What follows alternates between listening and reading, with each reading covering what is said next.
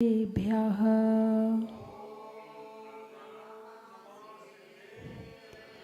ॐ नमः सिद्धेभ्यः।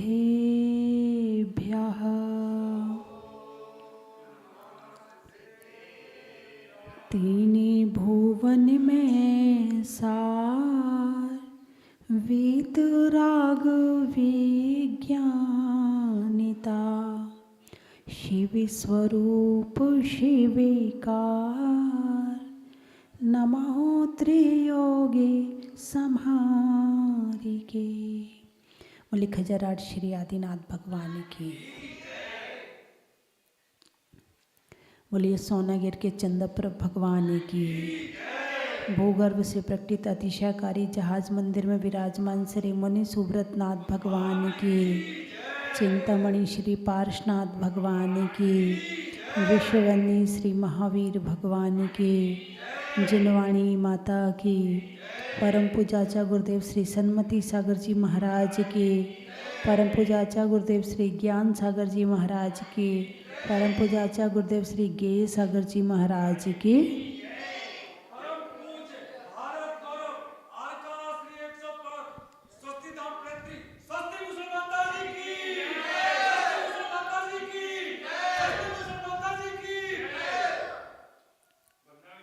धर्म स्नेही बंधुओं,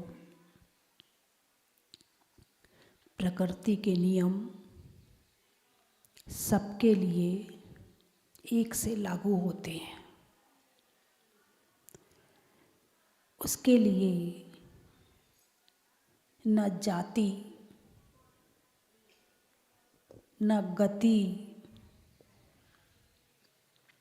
न कोई और कारण लागू होते हैं। जब किसी पशु गति में कोई जीव जन्म लेता है तो कुछ साथ लेकर नहीं आता, और जब जाता है तो कुछ भी साथ लेकर नहीं जाता। देवगति में जब देवता यहाँ से जाकर वहाँ पैदा होते हैं तो यहाँ से कुछ साथ लेकर नहीं जाते।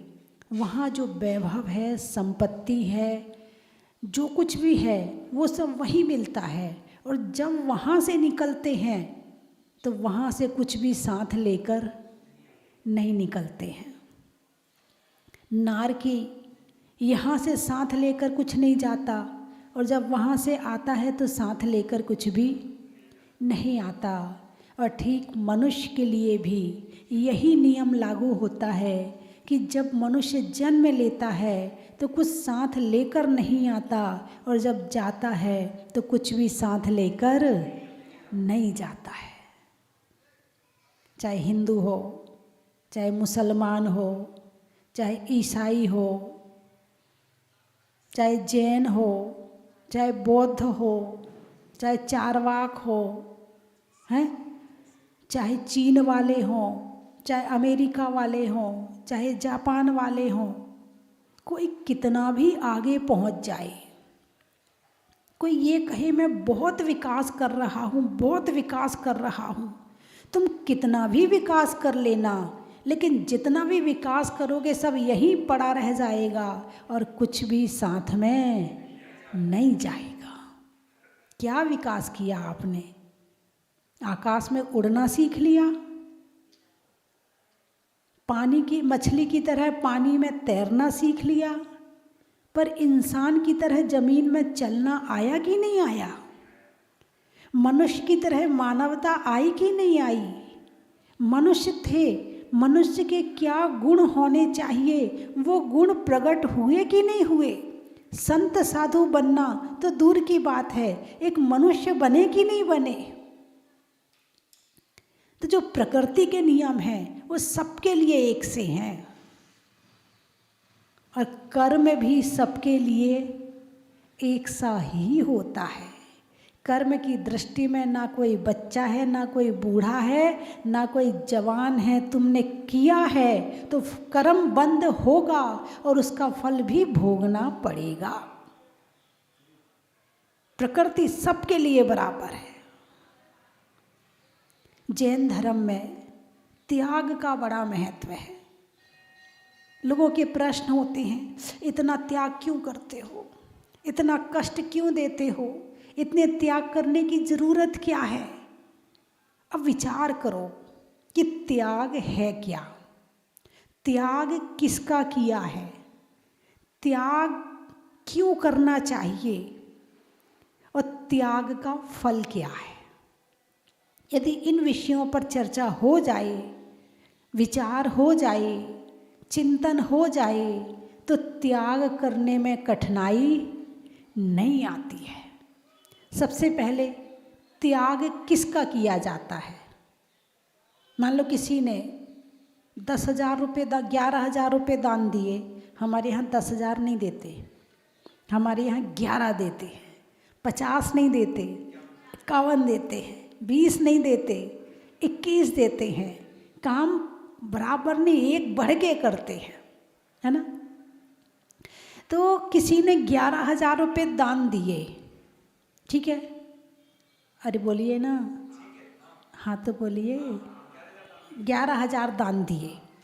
अब 11,000 जो दान दिए उसने, तो जब जन्म हुआ था तो वो 11,000 क्या साथ लेकर आया था? फिर उसने ये पैसे कहाँ से इकट्ठे किए? यहीं से। मान लो ये एक चीज़ यहाँ रखी है, हमने ये चीज़ यहाँ की उठा करके और यहाँ रख दी। अरे बोलिए ना, है। मान लो ये चश्मा रखा, अब ये चश्मा ये यहाँ से उठाकर हमने यहाँ रख दिया, तो ये दान कहलाएगा क्या?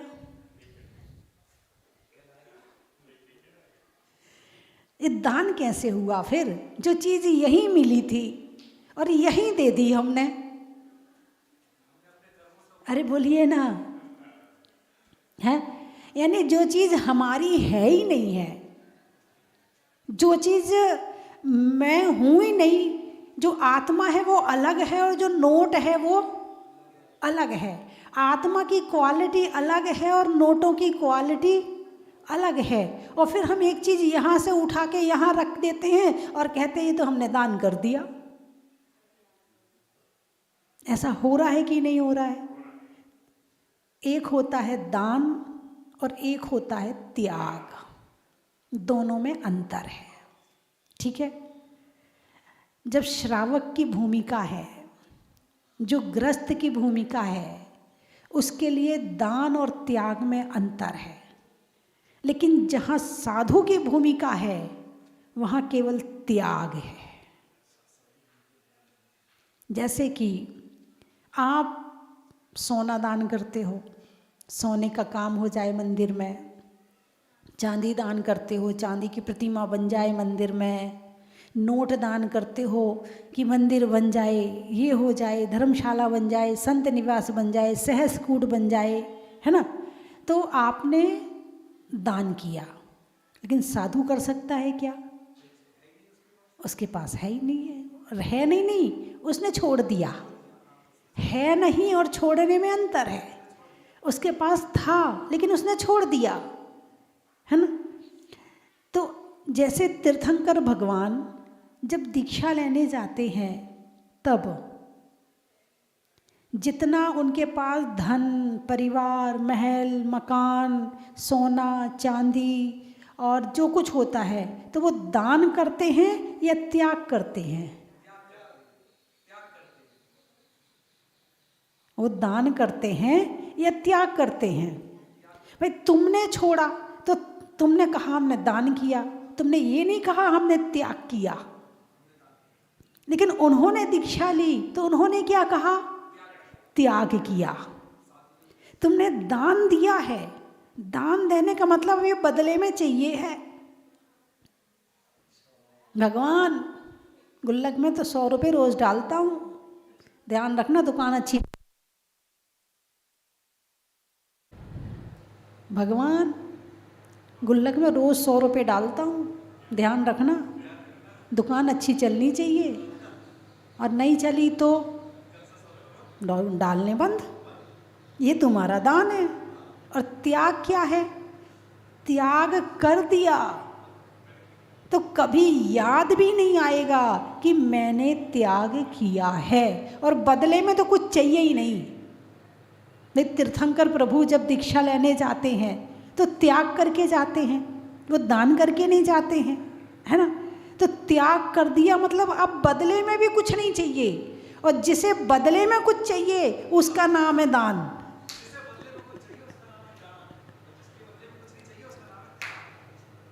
दुनिया भर में इतना दान करते हैं और तुम्हारे साथ कभी गड़बड़ हो जाए तो वो तो परेशान होते ही है।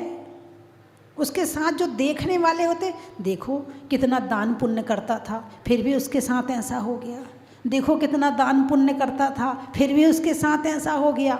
बोलिए हाँ या ना, कहोगे ना। अब त्याग और दान की महिमा समझ लो। त्याग में छोड़ दिया तो मोह छूट गया, उससे संबंधित जितना कर्म का आश्रव था वो छूट गया, जो बदले की भावना के कर्म आ रहे थे वो छूट गए। इस जन्म का भी त्याग और अगले जन्म का भी त्याग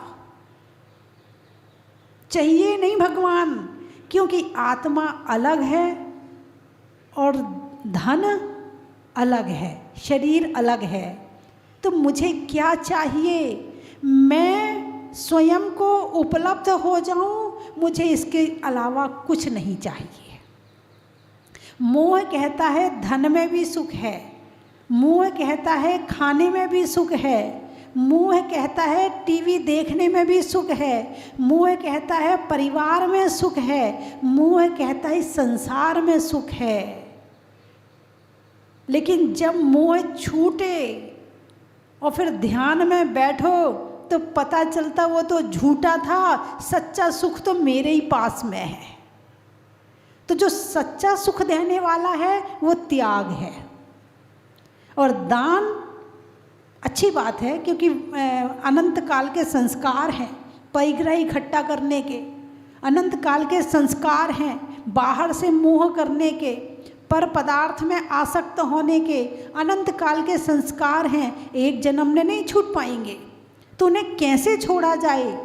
तो साधु का तो पूरा छुड़वा देते हैं, अब गृहस्थ तो नहीं छोड़ सकता। आप तो कहोगे माता जी आप तो साधु बन गए, हम तो गृहस्थी हैं, हमें तो चाहिए, सब कुछ चाहिए हमें, तो हमारा इसके बिना काम तो नहीं चलने वाला है, हम नहीं छोड़ सकते इतना सारा।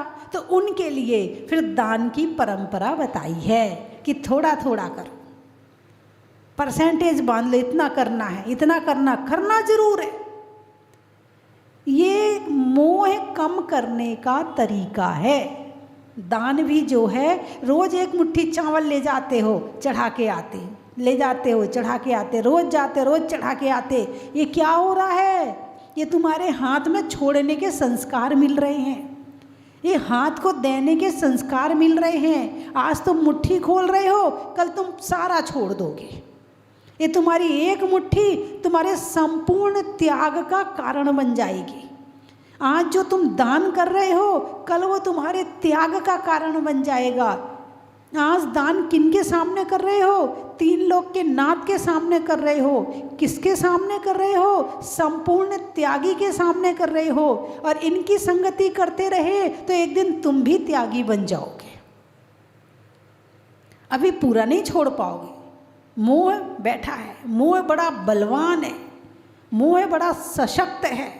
मोह को एकदम से छुड़ाना बड़ा मुश्किल है, ये टूट जाएगा मगर छूटेगा नहीं।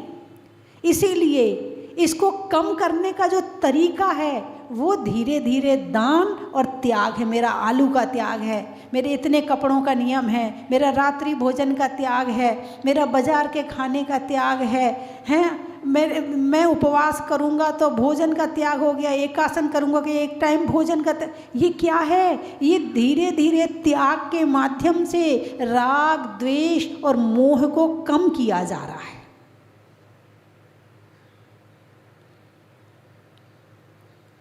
अभी जो बात आ रही है, तप को मद ना, मद जो प्रभुता को करे ना सो निज जाने।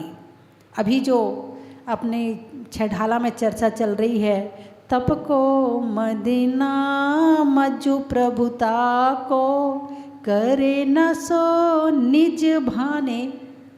यदि ये मद नहीं करते हैं तो आत्मा का ज्ञान है, और आत्मा का ज्ञान हो जाए तो तपस्या में भी अभिमान नहीं आएगा। कहा जाता है कि अभिमान का त्याग करना चाहिए, पर लोगों को त्याग का अभिमान हो जाता है। क्या? त्याग का अभिमान कर लेते हैं। करना क्या था? अभिमान का त्याग करना था। मैं इतने उपवास कर लेता हूँ, मैं तो इतनी तपस्या कर लेता हूँ, मुझे तो कुछ भी नहीं होता है, तू तो बेकार है, कुछ नहीं होता तेरे से, हैं? अभिमान, घमंड।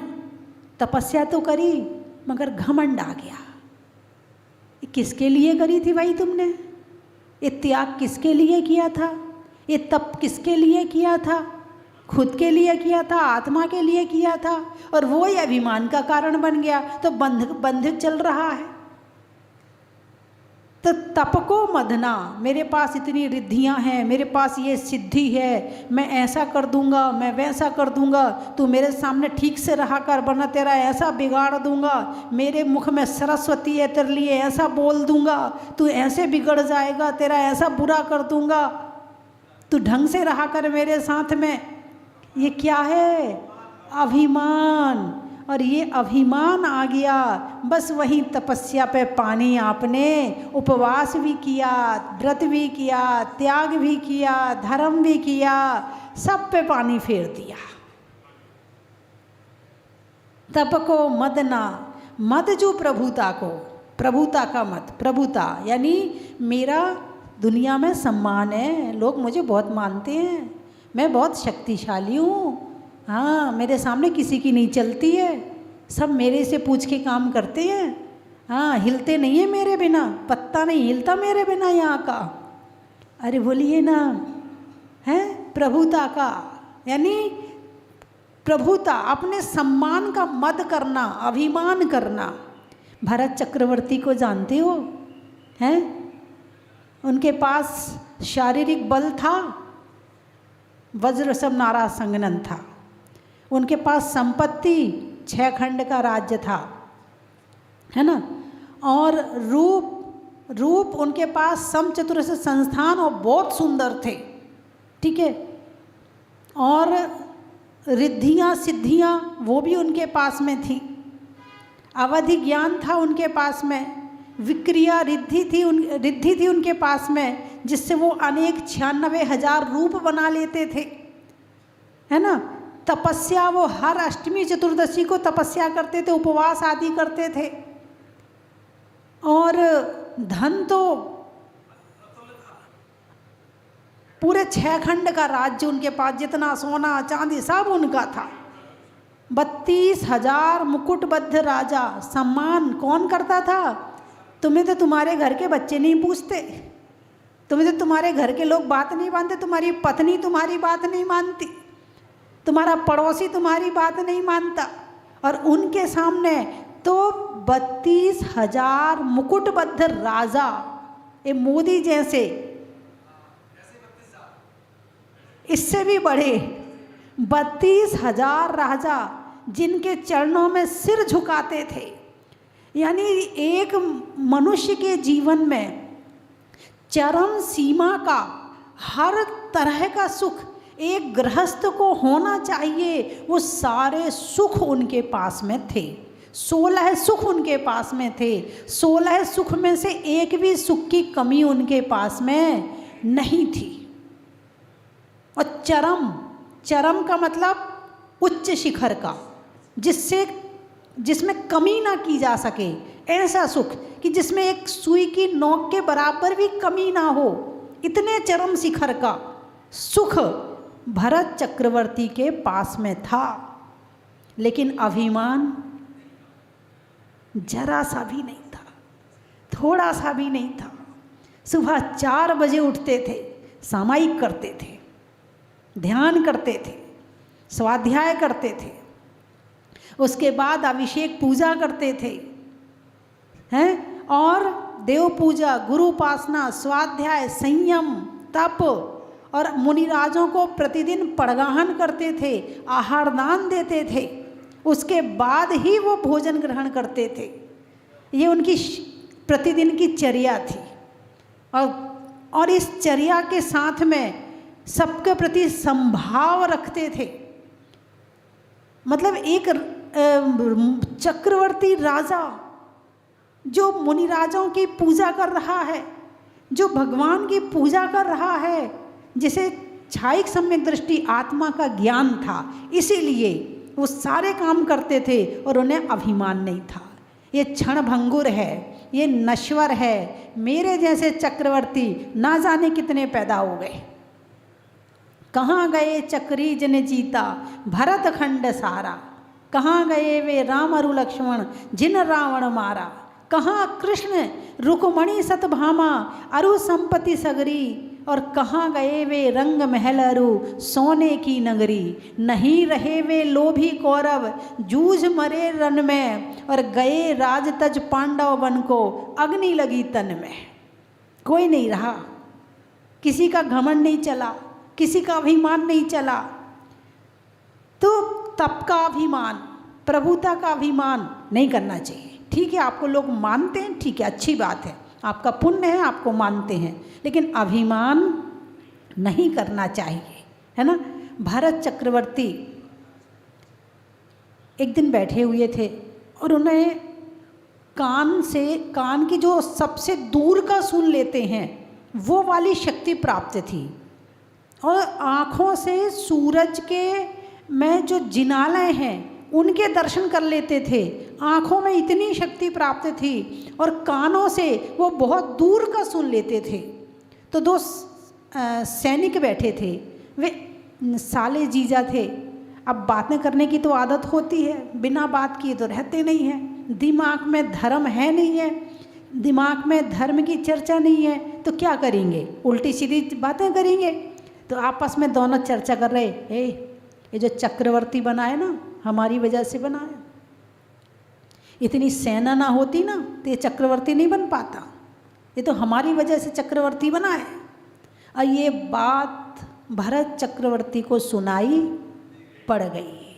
अच्छा चलो, तुम्हारा भ्रम तोड़ता हूँ, घमंड नहीं, तुम्हारा भ्रम तोड़ता हूँ।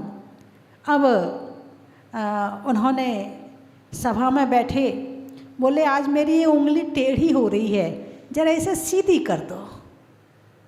तो जो मंत्री बैठे थे उठे, उनने सीधी करने का प्रयास किया, नहीं हुई। तो फिर वहाँ जो और पुरोहित वगैरह और जो बैठे थे उनने सीधी करने का प्रयास किया, नहीं हुई। फिर पहलवान बुलाए गए, बोले सीधी करो, उनसे भी नहीं हुई। बोले फिर ऐसा करो कि बहुत सारे पहलवान इकट्ठे होके आओ, फिर इसमें चैन बांधो। फिर उतनी बड़ी चैन बनवाई गई, फिर उस उंगली में चैन बांधी गई। फिर जितने पहलवान थे उन्होंने खींचा, वो लोहे की चैन थी, और जैसे ही चक्रवर्ती का स्पर्श हुआ वो सोने की बन गई।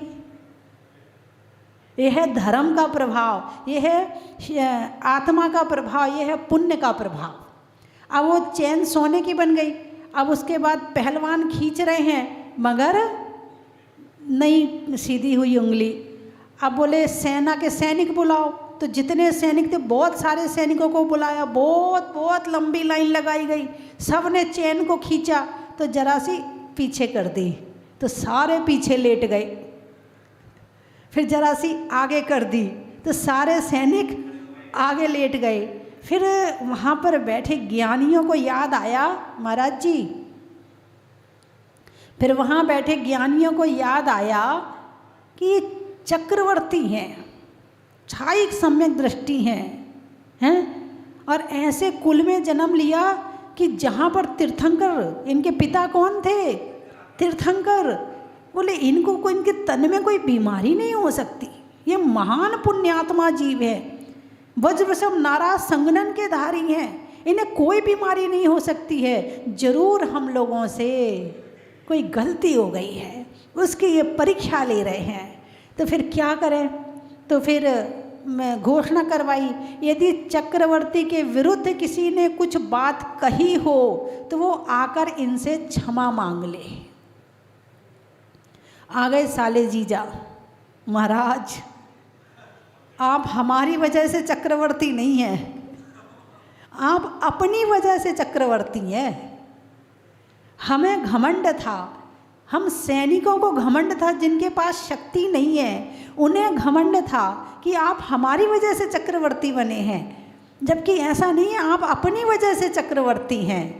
ऐसे ही संसार में बहुत सारे लोग होते हैं जरा सा किसी का कुछ काम किया एहसान दिखाने लगते हैं, भाई ये मेरी वजह से प्रधानमंत्री बना है, ये मेरी वजह से मुख्यमंत्री बना है, ये मेरी वजह से ऐसा हो रहा, यदि मैं ऐसा नहीं करता ना तो ऐसा हो जाता, मैंने ही तो किया है। घमंड करते नहीं करते हैं, जरा सी सहायता कर दें, जरा से सहयोग कर दें, कभी घर में पत्नी से लड़ाई हो जाए तो फिर देखो क्या होता, तुम्हारी वजह से तो कमा रहा हूँ और तुम ही लड़ रही हो मेरे से। तो कहेगा मैं, बोले तुम अपनी वजह से कमाते, मेरी वजह से थोड़ी कमाते हो, मैं नहीं रहूँगी तो क्या तुम कमाओगे नहीं क्या। माना लड़ाई में भी क्या बातें आती हैं, यही एहसान उमड़ उमड़ के आता है, उमड़ उमड़ के आता है और फिर लड़ाइयाँ शुरू हो जाती हैं। यदि घमंड ना हो, अभिमान ना हो तो लड़ाई ना हो।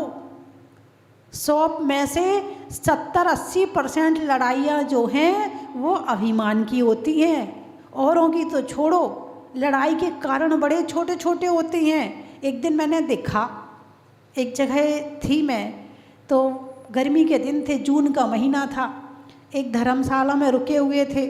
तो जो धर्मशाला में रुके थे उसमें बोरिंग थी, तो भाई गर्मी के दिन है, चलो गांव वालों को भी पानी दे दो। अब भाई गांव वालों को पानी चाहिए, चलो लाइन लगाओ। तो सबने अपनी अपनी लाइन लगा दी। एक आया, उसने बीच में अपना बर्तन घुसा दिया, बस तूने कैसे घुसाया। अब तो वो ही तबेला उठा के खूब लड़े हैं। एक का एहसान, अच्छा तू ज़्यादा अपने आप को समझता है, मैं बड़ा हूँ तेरे से, मैं तेरे पीछे लाइन में थोड़ी लगूंगा, मैं तो आगे लगूंगा, मेरा बर्तन आगे रहेगा, तेरा बर्तन पीछे रहेगा। बस हो गए शुरू, और खूब लड़े, और इतना लड़े कि मुंडा फुड़ाई हो गई, और इतना लड़े कि कोर्ट कचहरी हो गई। बात कहाँ से शुरू हुई थी, यदि वो बर्तन पीछे रख लेता है तो कुछ छोटा बन जाता क्या। ना, मैं छोटा कैसे बन जाऊँ, वो पहले सॉरी बोले, मेरी गलती थोड़ी है, उसकी गलती है, उसने गलती करी है। वो कहता अच्छा मैं भी नहीं बोलूँगा, तुझे भी पता चलना चाहिए कि मैं भी कुछ हूँ, किससे पाला पड़ा है। हाँ, एक बड़ा अच्छा वो दोहा आता है कि सुनाऊंगी, अभी याद आएगा तब सुनाऊंगी। तो जो तो को कांटा बोए बाए बोए तू फूल, जो सज्जन की रीति है, जो तो को कांटा बोए बाए बोए तू फूल, वो तो को फूल के फूल हैं, बाको हैं त्रिशूल हैं। लेकिन आजकल क्या कहते हैं, जो मुँह को कांटा बोए बाए बोऊ में भाला, जो मुँह को कांटा बोए बाए बोऊ में भाला, और वो भी साला क्या समझेगा पड़ा किसी से।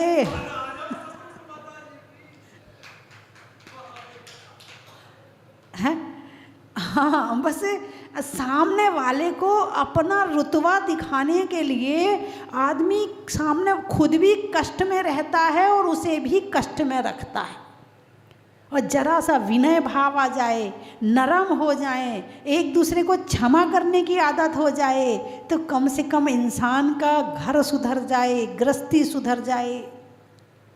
आजकल के बच्चे लोग ना जरा से छींक आए, सॉरी, छींक आती तो सॉरी बोलते हैं, मगर सामने वाले की गलती को क्षमा नहीं करते हैं, वहाँ सॉरी नहीं बोलते हैं। मैं क्यों बोलूँ सॉरी, छींक पे तो सॉरी बोल सकते हैं, लेकिन कहीं और जहाँ ज़रूरत है वहाँ बोलने तैयार नहीं होते हैं। और वहाँ सॉरी हो जाए तो लड़ाई होए क्यों, क्यों एक दूसरे को कष्ट मिले, क्यों एक दूसरे को परेशान करें, क्यों एक दूसरे को दुख दें।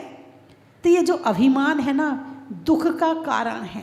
ऐसी चोट मारता है, ऐसी चोट मारता है, यानी तुम्हारे मित्रगण हैं और उनका सम्मान हो जाए और तुम्हारा सम्मान ना हो तो तुम्हें ऐसा लगता है जैसे मेरा अपमान हो गया। तुम्हारा सम्मान नहीं हुआ, अपमान नहीं किया तुम्हारा, तुम्हें किसी ने गाली नहीं दी, तुम्हारी निंदा नहीं करी, तुम्हारी बुराई नहीं करी, केवल क्या नहीं किया, सम्मान नहीं किया। लेकिन सम्मान नहीं किया इसको तुम अपना अपमान समझ लेते हो। सामने वाले का सम्मान तुम्हें चुभता है, सामने वाले का नाम तुम्हें चोट मारता है, सामने वाले की फोटो कहीं टंगी हो, अच्छा फोटो भी टंग गई, अच्छा, यानी तुम्हें सामने वाले की फोटो से भी कष्ट होता है। बोलिए ऐसा है कि नहीं है? हैं? ये क्या है? कौन चोट मार रहा है? अभिमान। नाम कहाँ लिखे? पैरों में लिखे हैं। खुश हो गए जब लोग चलेंगे ना तो नीचे देख के चलते हैं, हाँ कम से कम मेरा नाम तो पढ़ लेंगे, खुश हो गए, भले वो पैरों में आ जाए मगर नाम होना चाहिए। बंधुओं, मदना तप को, मदना मदजू प्रभुता को, इन दोनों मद को भी छोड़ना ही श्रेष्ठ है। यदि नहीं छोड़ा तो ये मद सम्यक दर्शन नहीं होने देगा। जब तक अंदर नहीं झांकेंगे तब तक ये घमंड छूटने वाला नहीं है। घमंड छोड़ने के लिए घमंड को नहीं छोड़ना है, खुद को देखना है। जो खुद को देख लेता है उसे संसार दिखने लगता। एक होता है देखना और एक होता है दिखना।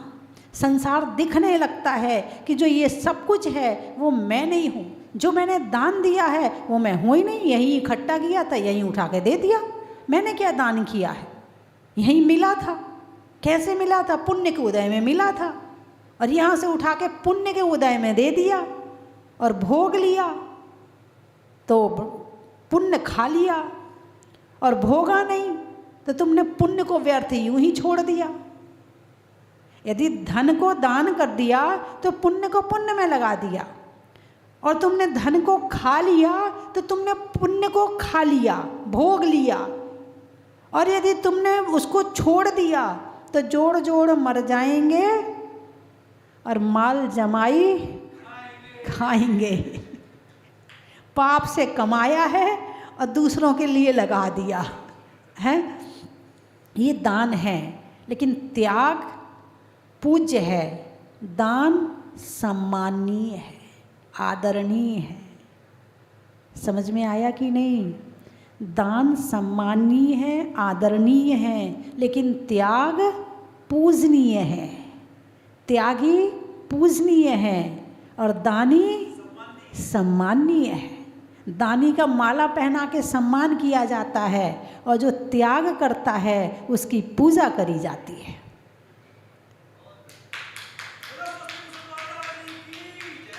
इकट्ठा किया तो राजा बने और त्याग किया तो महाराजा बने,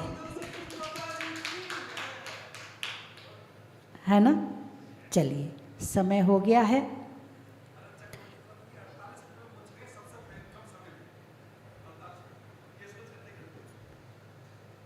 तो हमें अभिमान नहीं करना चाहिए, ना धन का, ना तप का, ना ज्ञान का, ना रूप का, ना रिद्धि का, ना सम्मान का, ना प्रभुता का। हमें अभिमान नहीं करना चाहिए। सरल सहज जीवन जीना चाहिए ताकि हम भी सुखी रहें और हमारे साथ रहने वाले सुखी रहें। अभिमान का दूसरा नाम है अकड़। क्या है? अकड़। अगर ना अकड़ गया, मैं नहीं करूँगा, मैं नहीं करता, अकड़ गया, ये अकड़ भी अभिमान का रूप है। इसे आप अंग्रेजी में क्या कहते हो? ईगो। उसका ईगो हर्ट हो रहा है, उसका ईगो टकरा रहा है ना? अंग्रेज कुछ कह लो, शब्द कोई बोल लो, ईगो कह लो, अभिमान कह लो, मान कह लो, घमंड कह लो, बात एक ही है। ईगो कहने से कोई तुम्हारा वो ईगो बहुत अच्छा नहीं बन जाएगा, है? तो ईगो भी क्या कहता? ई गो, जो ई अभिमान है, गो हो जाए तो ये जीवन अच्छा बन जाएगा, है ना। 3 चीज़ें बोलेंगे, आपको कहना बड़ा ही महत्व है। चीते में फुर्ती का, सलवार में कुर्ती का, और आदि प्रभु के पुत्र भरत चक्रवर्ती का।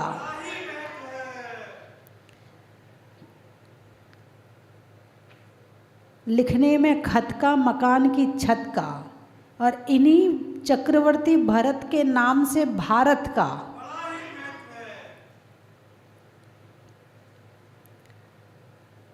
मन को मोड़ने का, पर्वत को तोड़ने का, और अभिमान को छोड़ने का। धर्म की पकड़ का, सर्दी में जकड़ का, और छोड़ने में अकड़ का। देने में सम्मान का, नहीं करने में अपमान का, और छोड़ने में अभिमान का।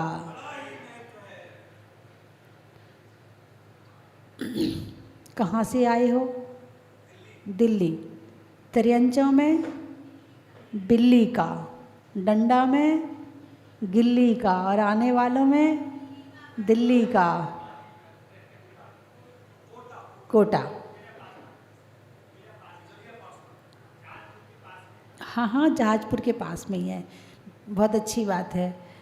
एक बार ना कोई व्यक्ति बम्बई गया तो उससे पूछा तुम कहाँ से आए? बोले जहाजपुर के पास में कोटड़ी है, वहाँ से आए हैं। पहले कोटड़ी भीलवाड़ा के पास थी, अब जहाजपुर के पास हो गई।